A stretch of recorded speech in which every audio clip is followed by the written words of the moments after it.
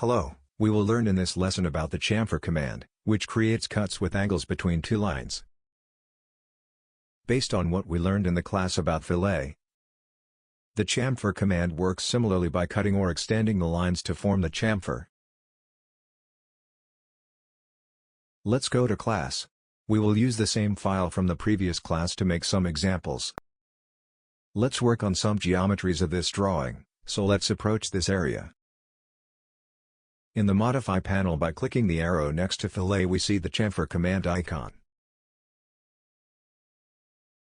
By leaving the cursor over the icon, we can see a quick explanation of how the command works. That is, we quickly realize it is necessary to select two rows to create a chamfer. We activate the command, and look at the various options. Let's start with distance by clicking on it. Here we can define the distance between the living corner and where the two lines will be cut.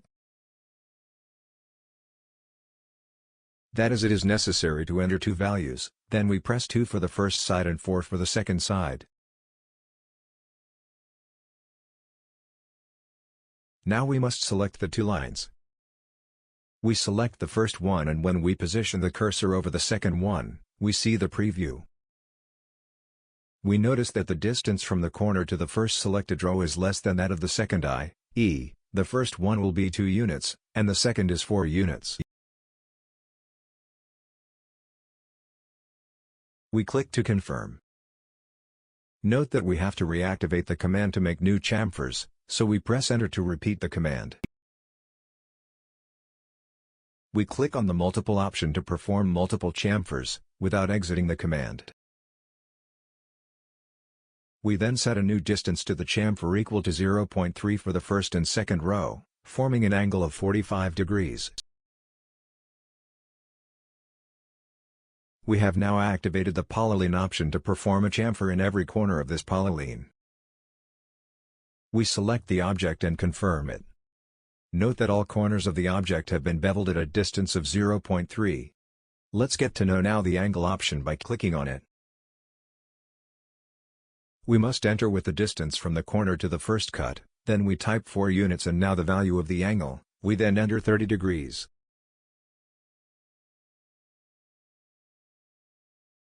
We must now select the two lines. We select this horizontal, and when we position the cursor over the line, which is the vertical,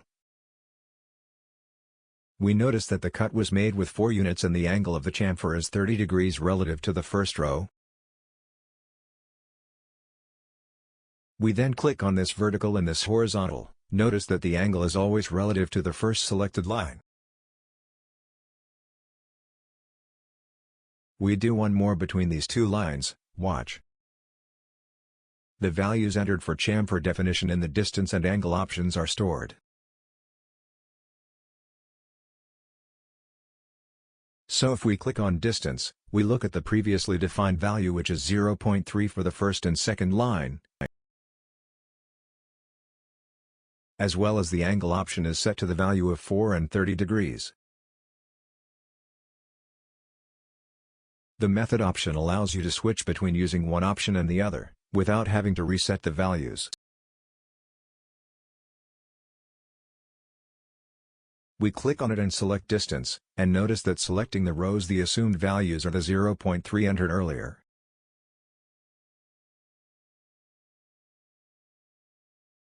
Let's do some beveling. Now we click on Method and select Angle, and we will select two lines, and see which chamfer has now taken over the distance of 4 and 30 degrees.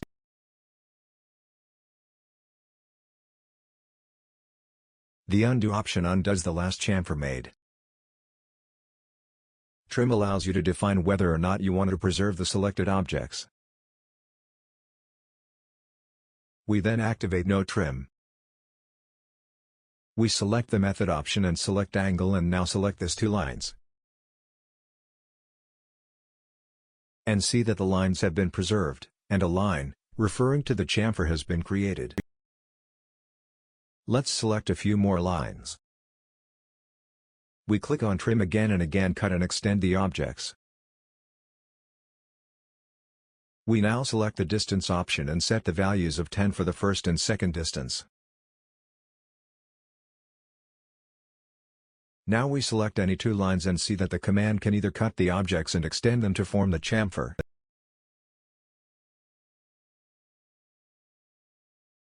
We cancelled the command.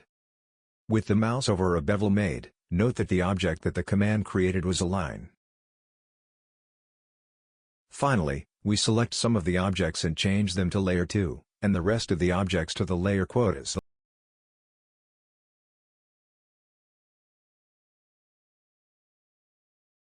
We activate the command chamfer and set a distance of 5 to the first and second line. We also activate multiple.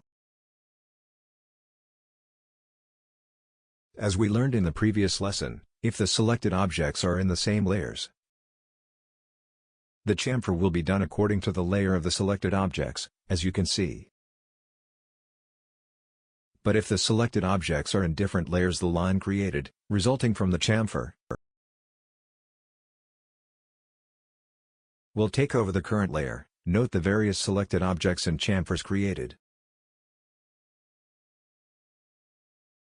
In this lesson we learn how to use the chamfer command and the use of options. Train and take more tests. We will see practical examples in the next classes. Until then.